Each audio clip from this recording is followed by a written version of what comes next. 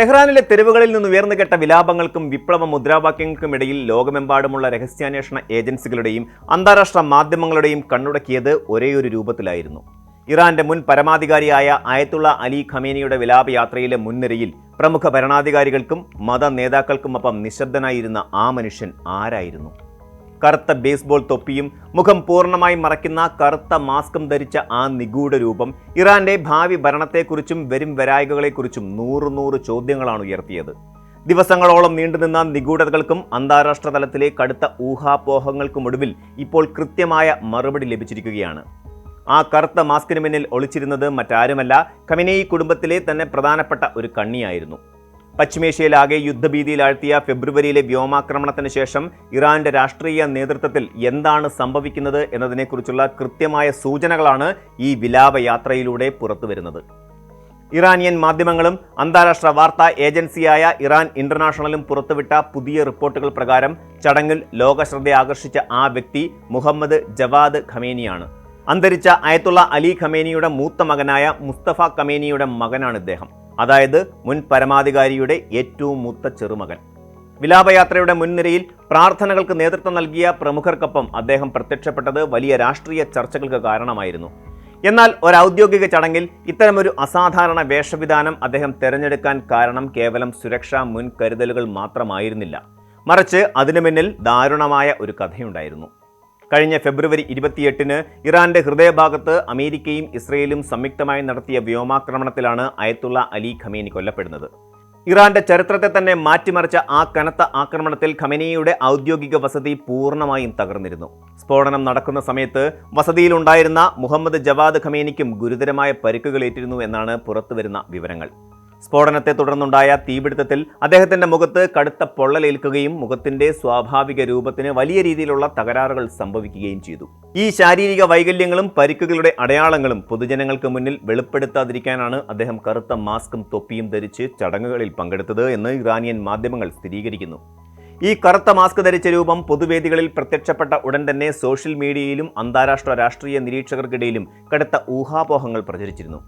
ഈ വേഷത്തിലിരിക്കുന്നത് ഇറാന്റെ പുതിയ പരമാധികാരിയായി പ്രഖ്യാപിക്കപ്പെട്ട മുജ്തബ ഖമേനിയാണെന്നായിരുന്നു ഭൂരിഭാഗം പേരും വിശ്വസിച്ചിരുന്നത്.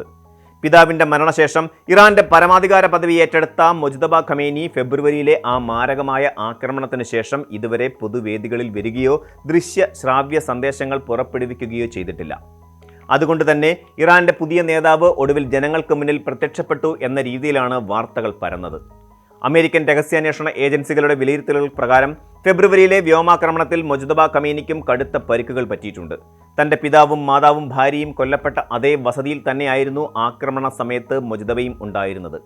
മറ്റൊരു മുറിയിലായിരുന്നതുകൊണ്ട് മാത്രം ജീവൻ തിരിച്ചു കിട്ടിയെങ്കിലും അദ്ദേഹത്തിന്റെ മുഖത്തിന് കടുത്ത വിരൂപത സംഭവിക്കുകയും കൈകാലുകൾക്ക് മാരകമായി പരിക്കേൽക്കുകയും ചെയ്തു. സൈപ്രസിലെ ഇറാൻ അംബാസിഡറായ അലി റേസ സലാരിയൻ മുൻപ് വ്യക്തമാക്കിയതുപോലെ മുജ്തബ നിലവിൽ അതീവ സുരക്ഷിതമായ രഹസ്യ കേന്ദ്രത്തിൽ വിദഗ്ധ ചികിത്സയിലാണ്. പുതിയ പരമാധികാരി പൂർണ്ണമായും നിശബ്ദനായി തുടരുന്ന പശ്ചാത്തലത്തിലാണ് ചെറുമകന്റെ ഈ വേഷം ജനങ്ങളെയും മാധ്യമങ്ങളെയും ഒരേപോലെ തെറ്റിദ്ധരിപ്പിച്ചത്. അയത്തുള്ള അലി ഖമേനിയുടെ സംസ്കാര ചടങ്ങുകൾ ഇത്രയും വൈകി എന്നത് അന്താരാഷ്ട്ര തലത്തിൽ വലിയ ചർച്ചാ വിഷയമാണ്. ഫെബ്രുവരിയിൽ കൊല്ലപ്പെട്ട നേതാവിന്റെ ഭൗതിക ശരീരം ജൂലൈ 9-നാണ് ഔദ്യോഗികമായി അടക്കം ചെയ്തത്. അമേരിക്കയും ഇസ്രയേലുമായി നിലനിൽക്കുന്ന കടുത്ത സൈനിക സംഘർഷങ്ങളും സുരക്ഷാ ഭീഷണികളും കാരണമാണ് മൃതദേഹം ഇത്രയും കാലം കോൾഡ് സ്റ്റോറേജിൽ സൂക്ഷിക്കേണ്ടി വന്നത് എന്ന് ഇറാൻ ഭരണകൂടം വ്യക്തമാക്കുന്നുണ്ട്. പശ്ചിമേഷ്യയിൽ യുദ്ധം രൂക്ഷമായ സാഹചര്യത്തിൽ ഒരു വലിയ ജനക്കൂട്ടം ഒത്തുകൂടുന്നത് സുരക്ഷാപരമായി വലിയ വെല്ലുവിളിയായിരുന്നു. 6 ദിവസം നീണ്ടുനിന്ന വിപുലമായ അനുശോചന ചടങ്ങുകൾക്കൊടുവിലാണ് ഖമേനിയുടെ ഭൗതിക ശരീരം അദ്ദേഹത്തിന്റെ ജന്മനാടായ മഷാദിലെ ഇമാം റസ മസ്ജിദിൽ അടക്കം ചെയ്തത്. ടെഹ്റാൻ, ഖോം തുടങ്ങിയ ഇറാനിയൻ നഗരങ്ങളിലും ഇറാഖിലെ നജാഫ്, കർബല തുടങ്ങിയ പുണ്യ നഗരങ്ങളിലും വിലാപയാത്രകൾ നടത്തിയിരുന്നു. ഈ ചടങ്ങുകളിൽ ആകെ 4.5 കോടിയോളം ആളുകൾ പങ്കെടുത്തതായാണ് ഇറാൻ സ്റ്റേറ്റ് മീഡിയ അവകാശപ്പെടുന്നത്. കടുത്ത ആഭ്യന്തര പ്രതിസന്ധികൾക്കിടയിലും തങ്ങളുടെ വിപ്ലവ വീര്യവും ജനപിന്തുണയും ലോകത്തിന് മുന്നിൽ പ്രകടിപ്പിക്കാൻ ഇറാൻ ഭരണകൂടം ഈ വിലാപയാത്രയെ ഒരു രാഷ്ട്രീയ ആയുധമായി ഉപയോഗിക്കുകയായിരുന്നു. ഈ നിഗൂഢതകൾക്ക് വിരാമമായെങ്കിലും ഇറാന്റെ രാഷ്ട്രീയ ഭാവി ഇപ്പോഴും വലിയൊരു ചോദ്യചിഹ്നമായി അങ്ങനെ തുടരുകയാണ്. പുതിയ പരമാധികാരിയായ മുജ്തബ ഖമേനി രഹസ്യ കേന്ദ്രത്തിലിരുന്ന് കൈപ്പടയിൽ എഴുതിയ സന്ദേശങ്ങളിലൂടെയാണ് നിലവിൽ സൈനിക കമാൻഡർമാരുമായും മത നേതാക്കളുമായും ആശയവിനിമയം നടത്തുന്നത് എന്നതാണ് റിപ്പോർട്ടുകൾ. അമേരിക്കയുമായി താൽക്കാലികമായി ഉണ്ടാക്കിയ സമാധാന കരാറുകൾ തകരുന്ന സാഹചര്യത്തിൽ ശക്തനായ ഒരു നേതാവിന്റെ അഭാവം ഇറാനെ കൂടുതൽ പ്രതിസന്ധിയിലാക്കുന്നുണ്ട്. കടുത്ത സാമ്പത്തിക തകർച്ചയും നാണയപ്പെരുപ്പവും നേരിടുന്ന ഇറാനിയൻ ജനത ഈ യുദ്ധസമാനമായ അന്തരീക്ഷത്തിൽ കടുത്ത ആശങ്കയിലാണ്. വരും ദിവസങ്ങളിൽ പുതിയ ഭരണാധികാരി നേരിട്ട് ജനങ്ങൾക്ക് മുന്നിൽ എത്തുമോ അതോ നിശബ്ദത തുടരുമോ എന്നതിനെ ആശ്രയിച്ചിരിക്കും പശ്ചിമേഷ്യയിലെ പുതിയ രാഷ്ട്രീയ സമവാക്യങ്ങൾ രൂപപ്പെടുന്നത്. കൂടുതൽ വാർത്തകൾക്ക് news 18 Kerala YouTube channel subscribe ചെയ്യുക.